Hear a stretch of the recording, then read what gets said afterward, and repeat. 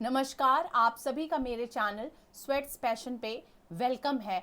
आप जैसा स्क्रीन पे देख सकते हैं, आज जो टॉपिक है वो है major perspective in Indian sociology. Continuous मैं इधर बीच आपसे मैंने कम्युनिटी पे भी शेयर किया था कि मैं अब इंडियन पर्सपेक्टिव पे कुछ दिनों तक वर्क करने वाली हूँ।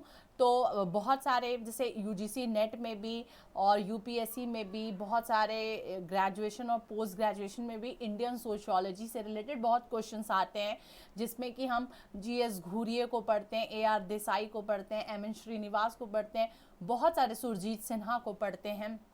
तो मटेरियल इस पे अवेलेबल है, पर हो सकता है कि कम है या बहुत डेप्थ में नहीं है नॉलेज, पर मैं कोशिश कर रही हूँ कि मैं आपको बहुत डेप्थ में नॉलेज दूँ। तो मैं स्वाति मिश्रा फिर से आप सभी का अपने चैनल पे वेलकम करती हूँ। और चलिए आज का टॉपिक शुरू करते हैं। अभी तक पिछले जो 2 वीडियोस थे वो थे perspective related to study of society, ठीक है। वो मैं वहाँ पर मेंशन नहीं की थी कि इंडियन सोसाइटी या इंडियन सोशियोलॉजी को लेकर के क्या क्या पर्सपेक्टिव डेवलप हुए हैं। वो जनरली सोसाइटी को स्टडी करने के लिए जो जो पर्सपेक्टिव डेवलप हुए थे उनके बारे में बात हुई थी। पर यहाँ पर बेसिकली जो मैं बात कर रही हूँ वो है इंडियन सोशियोलॉजी को लेकर के जो पर्सपेक्टिव है उस पर मैं बात कर रही हूँ। तो इंडियन सोशियोलॉजी को लेकर के जो डिफरेंट पर्सपेक्टिव हैं उसको प्रोफेसर इम्तियाज अहमद का आप सभी ने नाम सुना होगा। उन्होंने फोर ट्रेंड्स बताए, ठीक है, टोटल 4 ट्रेंड्स बताए हैं उन्होंने। अगर इंडियन सोशियोलॉजी को, भारतीय समाज को समझना है तो हमें समझने के लिए 4 मुख्य परिप्रेक्ष्य सामने दिखाई देते हैं। उसमें पहला जो परिप्रेक्ष्य दिखाई देता है वो दिखाई देता है फिलोसफिकल पर्सपेक्टिव, दूसरा Indological perspective, third social anthropological perspective and the fourth one is western empirical perspective, ठीक है। पहला जो है वो फिलोसफिकल पर्सपेक्टिव है। इसका क्लासिफिकेशन किसने किया है? प्रोफेसर इम्तियाज अहमद जी ने किया है। तो फिलोसफिकल पर्सपेक्टिव को अगर हम देखेंगे तो एक एक करके ये मैं चारों परिप्रेक्ष्य को समझाऊंगी।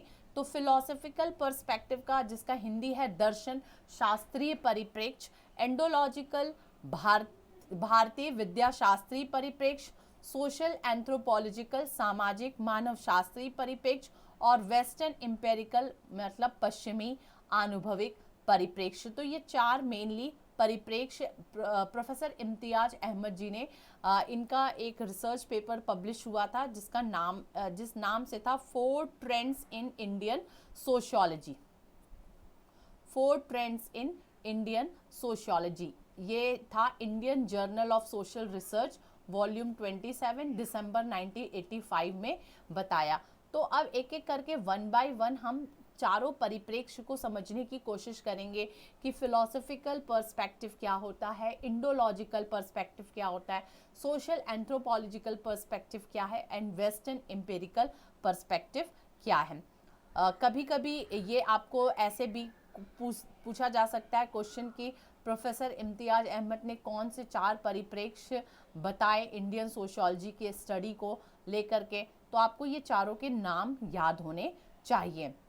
अब हम लोग शुरू करते हैं कि दर्शन शास्त्री परिप्रेक्ष्य क्या होता है, फिलोसफिकल पर्सपेक्टिव क्या होता है। मुख्यतः इस पे डीपी मुखर्जी ने काम किया है। मतलब कि अगर इंडियन सोशियोलॉजिस्ट को हम देखें, अगर जो भी इंडियन सोशियोलॉजिस्ट हैं जिन्होंने अलग अलग परिप्रेक्ष्य को लेकर के काम किया है, तो डीपी मुखर्जी का जो भारतीय समाज के अध्ययन का परिप्रेक्ष्य था, पर्सपेक्टिव था जो डीपी मुखर्जी का, वो था दर्शन शास्त्री परिप्रेक्ष्य, फिलोसफिकल पर्सपेक्टिव। तो DP Mukherjee mostly choose the perspective of philosophical perspective to study the Indian society. इसमें क्या है कि हम लोग फिलोसफिकल पर्सपेक्टिव में क्या करते हैं, इसमें मेनली जो भारतीय इतिहास और परंपरागत भारतीय चिंतन को महत्व प्रदान किया जाता है, जो इंडियन हिस्ट्री है, ठीक है, इंडियन हिस्ट्री एंड परंपरागत भारतीय चिंतन, जो ट्रेडिशनल इंडियन, ठीक है, इंडियन जो आइडियोलॉजी है उसको हम विशेषतः ध्यान में रखते हैं। तो इंडियन हिस्ट्री और traditional Indian ideology, traditional Indian thinking जो है वो मुख्यतः इस परिप्रेक्ष्य का आधार होती है। और ये समाजशास्त्रीय पश्चिमी समाजशास्त्र तथा दर्शन शास्त्र से अच्छी तरह परिचित है, फिर भी परंपरागत भारतीय दर्शन तथा चिंतन से जुड़े हुए हैं। तो ये जो समाजशास्त्री जो होते हैं, जो दर्शन शास्त्री परिप्रेक्ष्य को अपनाते हैं, ये वेस्टर्न सोशियोलॉजी से भी कनेक्टेड होते हैं, फिलॉसफी से भी कनेक्टेड होते हैं, फिर भी जो ट्रेडिशनल इंडियन जो थिंकिंग होती है, जो आइडियोलॉजी होती है, उसको एडॉप्ट करके ये समाज का अध्ययन करते हैं। इनका कहना होता है कि जो भारत का इतिहास है या जो ट्रेडिशनल इंडियन आइडियोलॉजी है, उसके आधार पे हम वर्तमान के समाज को समझ सकेंगे, इसलिए इनको दर्शन शास्त्री परिप्रेक्ष्य कहा जाता है। मेनली ये फिलॉसफी को आधार बनाकर भारतीय समाज को समझने की कोशिश करते हैं। दूसरा जो मोस्ट इम्पॉर्टेंट पर्सपेक्टिव है, the most important perspective to study Indian society or Indian sociology is the Indological perspective। ठीक है, भारतीय विद्याशास्त्री परिप्रेक्ष्य इसको कहते हैं, या हम इसको भारत विद्या अभिगम के नाम से भी जानते हैं, भारत विद्या अभिगम। ठीक है, इसको इंडोलॉजिकल पर्सपेक्टिव कहा जाता है।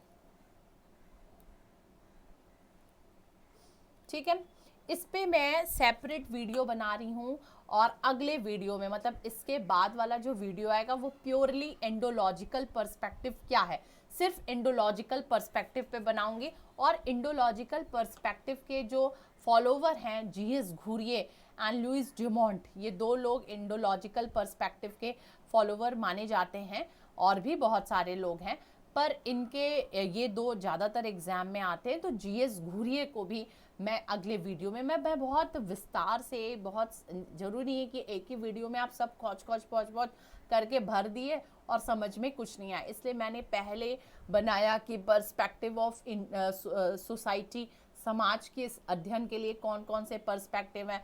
फिर मैं किस पे आई, मैं आई भारतीय समाज को समझने के लिए कौन कौन से पर्सपेक्टिव हैं। फिर एक एक पर्सपेक्टिव को डिटेल में बताऊंगी, और जो उसके थिंकर हैं, those thinker which is associated with that particular perspective, उन पे भी मैं काम करूंगी। तो बहुत आराम से हम लोग पढ़ेंगे, पर पूरा डेप्थ में जा करके पढ़ेंगे।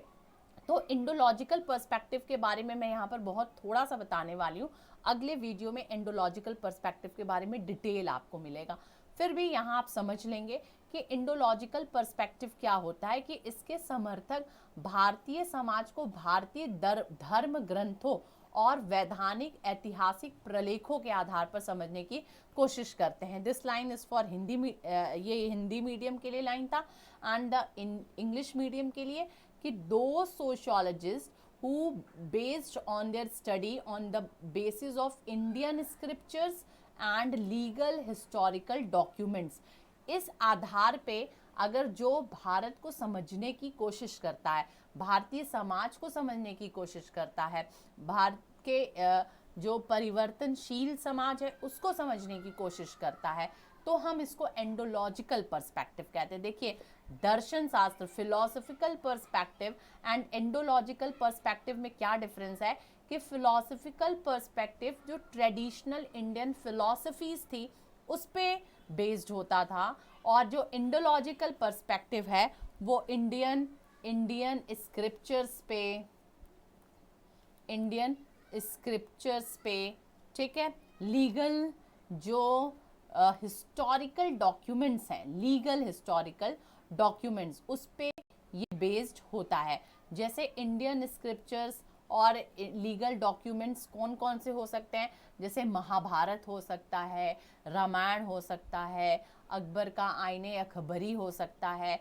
फिर जो अलग अलग जो ट्रैवलर्स आए, मेगास्थनीज आए और ह्यूनसांग आए, ये लोग जो अलग अलग ट्रैवलर्स आए, उन्होंने जो भारत को देखा, समझा और उसको जो लिखा, उनकी किताबें, उनके टेक्स्ट, इसीलिए इस पर्सपेक्टिव को टेक्सचुअल पर्सपेक्टिव भी कहते हैं।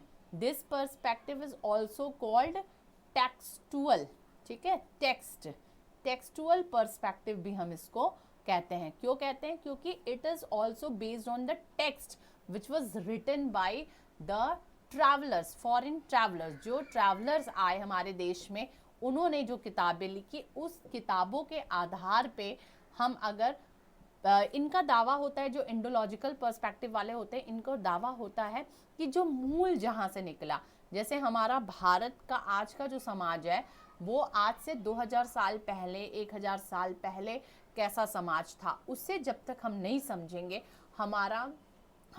हम फिर आज का समाज कैसे समझ पाएंगे? नहीं समझ पाएंगे।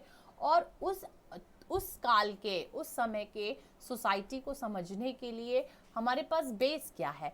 तो हमारे पास बेस है इंडियन स्क्रिप्चर्स बेस्ड है, legal historical text documents based हैं, टेक्स्ट हमारा बेस है। जब when we study all these Indian scriptures, legal historical documents, text which was written by different foreigners of that particular time, then that perspective is called Indological perspective. Its supporters try to understand Indian society based on Indian scriptures and legal historical documents.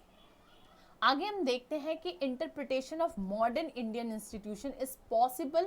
वही जो मैंने समझाया कि it is when if we trying to analyze और if we trying to interpret the modern Indian institution, it is only possible through the facts which was derived in our ancient text, and when the texts are more ancient, it is more authentic, it will more authentic.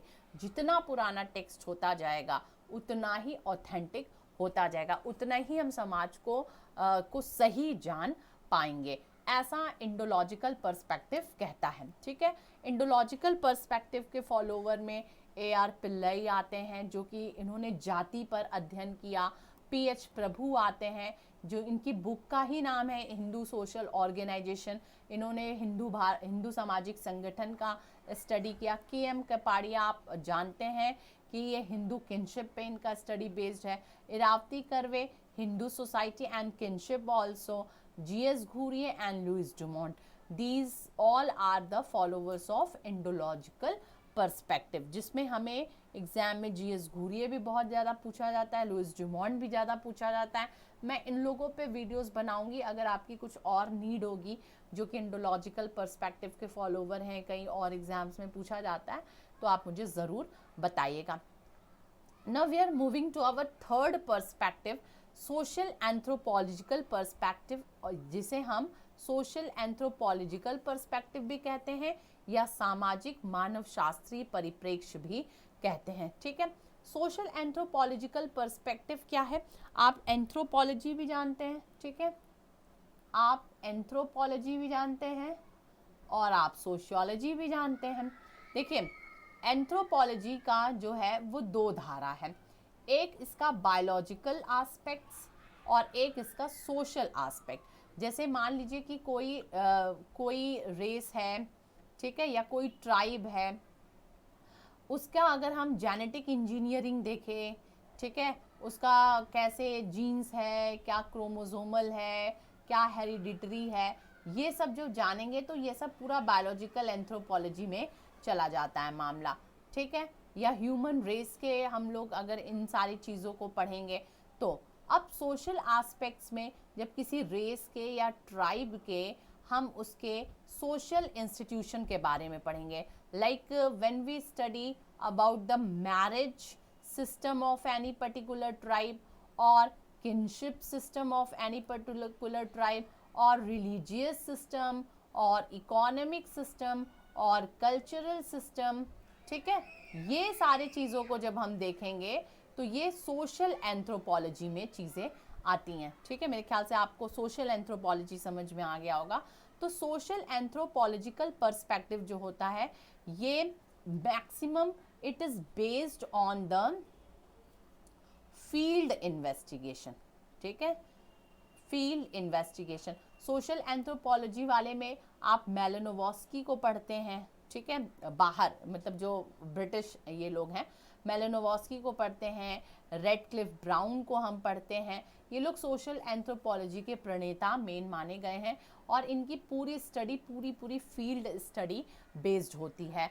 और India में अगर हम देखेंगे तो KS. Mathur, TN. Madan, ये लोग सब anthropological perspective के हैं। मतलब इनका कहना है कि जब तक हम किसी फील्ड में जा कर के इन्वेस्टिगेशन नहीं करते, जहाँ का हमारा प्रॉब्लम है, जो भी सोसाइटी है, हम अगर उस फील्ड स्टडीज़ अगर नहीं करते हैं तो हमारा कंप्लीट स्टडी नहीं होगा। तो सोशल एंथ्रोपोलॉजिकल पर्सपेक्टिव इस बात पे बल देता है। चौथा पर्सपेक्टिव है वेस्टर्न एम्पिरिकल पर्सपेक्टिव, जिसको हम पश्चिमी आनुभविक परिप्रेक्ष्य भी कहते हैं।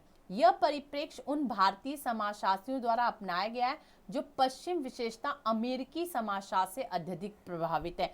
जो सोशियोलॉजिस्ट अमेरिकन सोसाइटी से, मतलब इन वेस्टर्न एम्पिरिकल क्या कहता है कि this approach was adopted by Indian sociology that is more influenced by the western specially American sociology. Western में तो यूरोपियन भी आ जाएंगे, पर it is mainly influenced by the western American sociology. तो such sociologists emphasize the study of Indian society with the help of the theories which was built by the western methods। जैसे कि जो western के जो theories बनी, जो western में theories बनी, ठीक है, जैसे सबसे पहले ऐसे मान लीजिए आया स्ट्रक्चरल फंक्शनल थ्योरी, आया पॉजिटिविज्म की थ्योरी आई, ये सब वेस्टर्न थ्योरीज आई है। उसके आधार पे भारतीय समाज का विश्लेषण होना चाहिए, ऐसा वाई.बी. दामले कहते हैं। दामले को भी हम लोग बहुत पढ़ते हैं इंडियन सोशियोलॉजी में। तो वाई.बी. दामले जो हैं ये ज़्यादातर वेस्टर्न एम्पिरिकल पर्सपेक्टिव के फॉलोवर हैं। कुछ और भी पर्सपेक्टिव हैं, जैसे स्ट्रक्चरल फंक्शनल पर्सपेक्टिव भी है इंडियन सोशियोलॉजी को। जब अगर वो तो मैंने प्रोफेसर इम्तियाज का क्लासिफिकेशन बताया, ये मैंने प्रोफेसर इम्तियाज अहमद का क्लासिफिकेशन बताया कि इन्होंने 4 ट्रेंड्स बताए इंडियन सोशियोलॉजी को स्टडी करने के लिए, इंडियन सोसाइटी को स्टडी करने के लिए, philosophical, indological, social and western. But कुछ और भी पर्सपेक्टिव हैं इंडियन सोशियोलॉजी को लेके, लाइक स्ट्रक्चरल फंक्शनल पर्सपेक्टिव है, ठीक है, जिसके follower SC. Dubey and MN. Srinivas हैं। दूसरा जो पर्सपेक्टिव है वो है मार्क्सियन और कन्फ्लिक्ट पर्सपेक्टिव, जो कि डी.पी. मुखर्जी, आर.के. मुखर्जी और ए.आर. देसाई हैं। फिर सिविलाइजेशन पर्सपेक्टिव में एन.के. बोस एंड सुरजीत सिन्हा है। एंड द जो एक और है वो है सब ऑल्टर्न पर्सपेक्टिव, जो कि दलितोद्धार परिप्रेक्ष्य भी कहते हैं, कि दलितों की जो स्टडी होती है इसमें बी.आर. अम्बेडकर और डेविड हार्डिसन है, इनका हार्डीमैन है। इनका कहना है कि जो दलित हैं, जो पिछड़े जो जाति के लोग हैं, अगर हम उनका सही स्टडी करेंगे तो सोशियोलॉजी और सोसाइटी को हम सही तरीके से समझ सकेंगे। तो ये सारे पर्सपेक्टिव भी अलग अलग एग्जाम में पूछे जाते हैं, तो आपको परफेक्ट बाइफर्केशन आपके दिमाग में होना चाहिए। अच्छा, NK. Bose right civilisation perspective, BR. Ambedkar right subaltern perspective. अगर पूछ दिया जाए AR. Desai, DP. Mukherjee, RK. Mukherjee, तो आप तुरंत बोलेंगे कि yes they belongs to Marxian and conflict perspective. If you are talking about SC. Dubey and MN. Srinivas, तुरंत आपका माइंड क्लिक होना चाहिए structural functional perspective. You already know about the structural functional perspective, you already know about the Marxian and conflict perspective. ये दोनों perspective आप पढ़ चुके हैं। structural functionalism क्या है पूरा मैंने स्पेंसर की थ्योरी में भी समझाया है, लाइक मैंने पार्सन्स को भी समझाया है, तो आप समझ गए। कन्फ्लिक्ट और मार्क्सियन पर्सपेक्टिव में मैंने कार्ल मार्क्स के भी कुछ टॉपिक्स को बताएं, उसमें भी मैंने बताया है, अगर आप चाहते हैं तो जा सकते हैं। कुछ योगेंद्र सिंह जो कि बहुत रिनाउंड सोशियोलॉजिस्ट हैं, अभी तो नहीं है फिलहाल, पर माना जाता है कि अभी भी ये बहुत रिनाउंड सोशियोलॉजिस्ट हैं। तो इन्होंने 4 पर्सपेक्टिव दिया है, 1, 2, 3 एंड 4। कौन कौन से इनके पर्सपेक्टिव हैं? फिलोसफिकल पर्सपेक्टिव, जो कि जो देखिए समाजशास्त्र की बहुत स्कूल ऑफ थॉट चले। लखनऊ सबसे पहले मुंबई स्कूल ऑफ थॉट चला, चेन्नई स्कूल ऑफ थॉट चला, लखनऊ स्कूल ऑफ थॉट चला, फिर बनारस के भी काशी विद्यापीठ जो ज़्यादा एंशिएंट है सोशियोलॉजी के मामले में, वहाँ के तो अलग अलग स्कूल ऑफ थॉट चले। तो जो लखनऊ स्कूल ऑफ थॉट था वो ज़्यादातर फिलोसफिकल पर्सपेक्टिव से प्रभावित था। कल्चरल पर्सपेक्टिव में हम श्रीनिवास को पढ़ते हैं, मैकिम मैरियट को देखते हैं, मिल्टन सिंगर को देखते हैं। ये क्लासिफिकेशन योगेंद्र सिंह ने बताया है इंडियन सोसाइटी को स्टडी करने के लिए। स्ट्रक्चरल फंक्शनल पर्सपेक्टिव, इन्होंने तीसरा क्लासिफिकेशन स्ट्रक्चरल फंक्शनल पर्सपेक्टिव बताया, जिसमें FG Bailey and MN Srinivas को अगेन हम देखते हैं। तो MN Srinivas structural functional perspective के भी फॉलोवर हैं and he was also follower of cultural perspective also. And the last one is dialectical historical perspective, जिसके कि रामकृष्ण मुखर्जी, RK मुखर्जी जो मैंने पहले भी नाम बताया, DP Mukherjee and AR Desai, जो कि मार्क्सियन जो पर्सपेक्टिव मैंने बताया उसी को डायलेक्टल हिस्टोरिकल पर्सपेक्टिव इन्होंने कहा, क्योंकि आप जानते हैं कि मार्क्स की मेथोडोलॉजी डायलेक्टिकल मेटेरियलिज्म की मेथोडोलॉजी थी। ये सोर्सेज मैंने दिए हैं कि ये सोर्सेज हैं, कहाँ कहाँ से मैंने ये सारे नोट्स बनाए। तो इतना आपको मेरे ख्याल से समझ में आ गया होगा कि अगर हमको भारतीय समाज को पढ़ना है, भारतीय समाज को जानना है, तो हमें कौन कौन से पर्सपेक्टिव को देखना होगा। हमें देखना होगा फिलोसफिकल पर्सपेक्टिव को, इंडोलॉजिकल पर्सपेक्टिव को, सोशल एंथ्रोपोलॉजिकल पर्सपेक्टिव को एंड वेस्टर्न एम्पिरिकल पर्सपेक्टिव को। फिर हमें अलग से जो क्लासिफिकेशन में मैंने बताया कि हमें स्ट्रक्चरल फंक्शनल पर्सपेक्टिव को, मार्क्सियन पर्सपेक्टिव को, सिविलाइजेशन पर्सपेक्टिव को एंड सबऑल्टर्न पर्सपेक्टिव को देखना होगा। और इन्हीं का सब मिल करके पर योगेंद्र सिंह का ये क्लासिफिकेशन है, philosophical perspective, cultural perspective, structural functional perspective and dialectical historical perspective.